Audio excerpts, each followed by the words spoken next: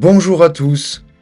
Aujourd'hui, on parle de Thomas Piketty, l'économiste français incontournable quand on évoque les inégalités et la justice fiscale. Pourquoi ces idées font-elles autant débat? Et surtout, quel impact auraient ces propositions sur l'enrichissement des milliardaires et sur notre économie? On va tout voir ensemble. Thomas Piketty, c'est un économiste de gauche engagé. Son best-seller, Le Capital au XXIe siècle, dévoile une vérité simple et alarmante. La richesse s'accumule plus vite que l'économie globale.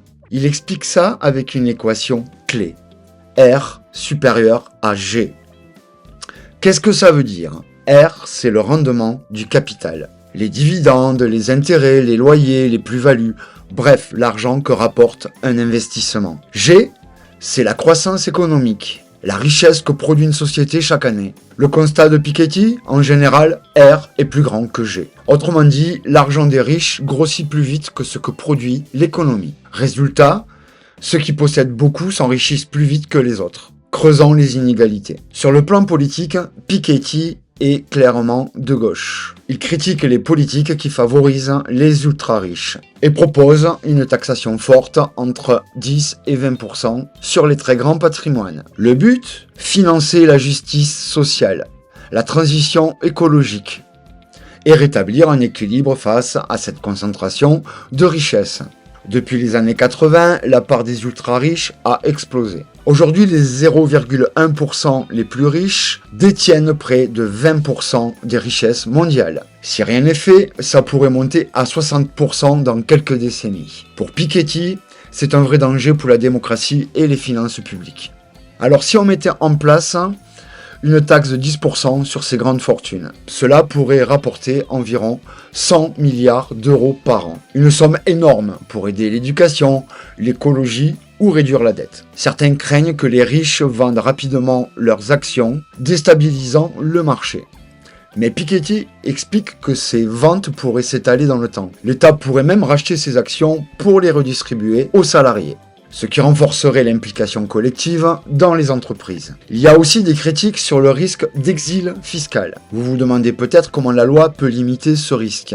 Eh bien, en France, plusieurs mécanismes sont déjà en place. Depuis 2025, l'administration ne se base plus seulement sur le nombre de jours passés en France pour définir la résidence fiscale. Elle regarde aussi le logement, la famille, les liens économiques et sociaux. Il existe une exit tax qui oblige les contribuables partant à l'étranger à déclarer et payer un impôt sur leur plus-value latente. Cette taxe a une période de contrôle pouvant aller jusqu'à 5 ans, ce qui rend l'exil fiscal coûteux et moins attrayant. Pour bénéficier d'un sursis de paiement, il faut fournir des garanties financières solides. Par ailleurs, la coopération internationale et l'échange automatique d'informations compliquent grandement les fraudes et les stratégies d'évasion. En résumé, la France a un arsenal légal conséquent pour limiter les départs motivés uniquement par la fiscalité, ce qui garantit que les plus riches continuent à contribuer équitablement. Pour compléter,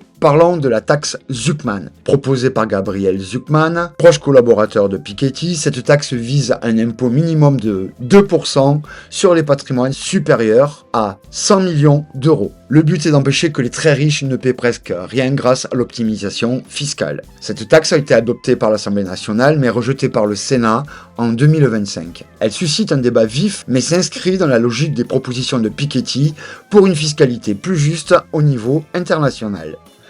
Enfin, la gauche radicale propose aussi une réforme fiscale majeure, passer de 5 à 14 tranches d'imposition sur le revenu.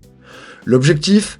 Rendre l'impôt plus progressif, plus juste, en multipliant les paliers pour mieux taxer les hauts revenus sans pénaliser les classes moyennes. Une idée en parfaite cohérence avec les préconisations de Piketty. Voilà, c'est l'essentiel pour comprendre la vision de Thomas Piketty sur les inégalités et la fiscalité. Si vous voulez creuser plus loin, toutes les sources et documents sérieux sont dans la description.